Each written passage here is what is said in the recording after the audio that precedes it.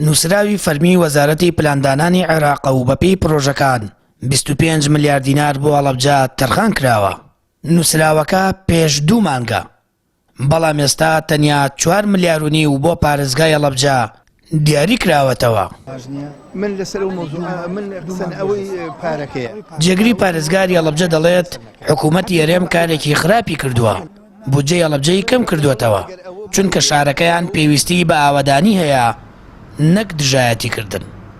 ئێمەش کە بیستومانە بە تایبەتی ئەو نووسراوی کە بەدەست بەڕێستانەوە هەیە و کە تاکید لەوە کە ئێمە بڕە پارەمان بۆ دیاری کراوە، ئێمە بە دوواداچوونەکەین بزانین لەگەڵ وەزارەتی پلاندانانی خۆمان حکوومەتی هەرێمی کوردستان قسەکەین و بزانین مەسەلەکە چییە. دیارە ئەو نیسبەتەی کە پێشدانرا و ئێستا ئەگەر ئەوان هاتبوون بەو شێوەیە لەسەر ژماری دانیشتوان بۆ ئێمەیان کردبێ، لەسەر ڕووی جوغرافیەوە بۆ ئێمەیان کردبێ، ئەوە خۆیان زیاتر بەرپرسندەوە بەڕاستی کارێکی خراپە کردویانە. لەبەرەوە من هەموو جارێک باسی لەوەم کردووە هەڵەبجە لە بناغەوە دروست بووەتەوە. هەڵەبجە شارێک نەبوو لەسەر پێی خۆی وەستا بێ ئێمە بتوانین بۆ تعمیرات پارێ بکەین. ئێمە تعمیرە پارێ بۆ سەرفەکەین بۆ ئەوی بناغەکان هەڵسێنینەوە و بینایی جوان و گرنگی بە جادەکان بدەین. نووسراوەکە پێش ئەوەیە پارێزگای هەولێر بودجەکەی ڕەت کردوێتەوە، دواتر کە داوای بودجەکەی کردووە حکوومەتی عێراق بەشە بودجەکەی پارێزگای هەڵەبجەی کەم کردوێتەوە لە 25 ملیار دینارەوە بۆ 4 ملیار و نیو. ئەوە ژەرز و کاردانەوەی لە ناو بەرپرسانی ئیداری و چین و توێژەکانی شارەکە دروست کرد بە شێوەیەک هەمووان داوای هەڵوێست دەکەن و دەڵێن پێویستە ئەو ستەمەی لە پارێزگاکان کراوە قبوڵ نەکرێت.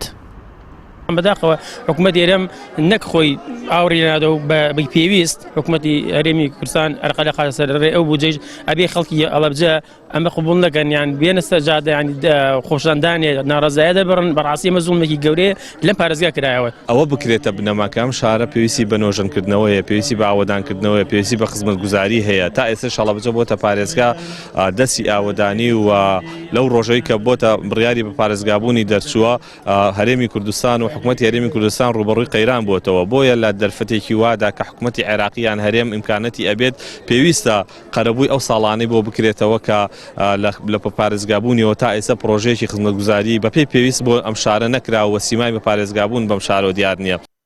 شاری هەڵەبجە وەک پارێزگایەکی نوێی عێراق و هەرێمی کوردستان زیاتر پێویستی بە ئەستانەوە و دەستی ئاوکاری و ئاوەدانکردنەوە هەیە. خەڵکی هەڵەبجە دەڵێن دەبێ حکوومەتی هەرێم نەبێتە بەربەست لە دابینکردنی بودجە لەلایەن بەغداوە.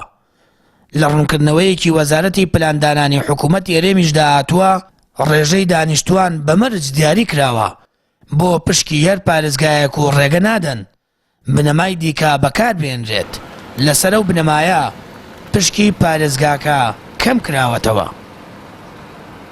سامان فتاح کەناڵی ئاسمانی پەیام، هەڵەبجە.